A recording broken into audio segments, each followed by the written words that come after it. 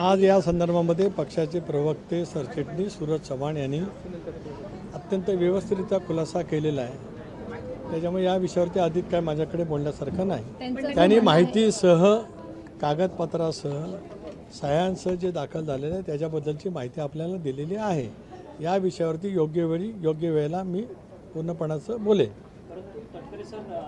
जे काही सुनेत्रा वहिनींनी पत्र दिलेलं होतं इलेक्शन त्या विषयावरती मी आज काय बोलणार नाही। पक्षांतर्गत बाब आहे। एक मिनिट ऐका प्लीज।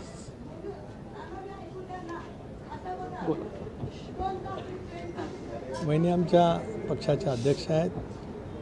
प्रफुल्लभाई भुजबळ साहेब, सुनील तटकरे, धनंजय मुंडे, मुशीफ साहेब, दिलीपराव वळसे पाटील साहेब, पक्षाचे अजून नेते आहेत। आम्ही सगळेजण एकत्रपणे बसू।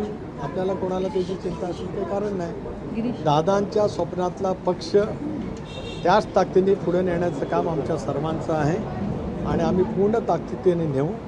दादांनी ज्या कठोर परिश्रमातून जी निर्णय क्षमता NDA बरोबर जाण्याच्या संदर्भामध्ये प्रखरतेने दाखवली होती, ज्या आत्मविश्वासाने दाखवली, लोकसभेच्या निवडणुकीच्या पराजयाच्या नंतर पुन्हा ज्या आत्मविश्वासाने दादांनी पक्षाचं संघटन आम्हा सर्व सहकाऱ्यांना विश्वासात घेत उभं केलं, त्यामुळे 72% स्ट्रायकिंग रेट राष्ट्रवादी काँग्रेस पक्षाचा राहिला।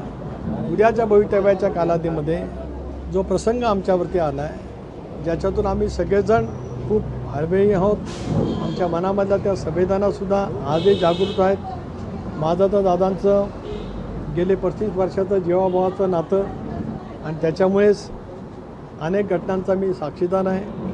अनेक वेळेला आम्ही वेगवेगळ्या विषयाच्यावरती बोललेलो सुद्धा आहोत आणि त्याच्यामुळे दादांच्या स्वप्नातला पक्ष पुढे ताकदीने नेणं सुनेत्रा वहिनींच्या नेतृत्वाखाली हे आम्हा सर्वांचं काम आहे। ते आम्ही नेत्यांनी त्या ठिकाणी करू। धन्यवाद।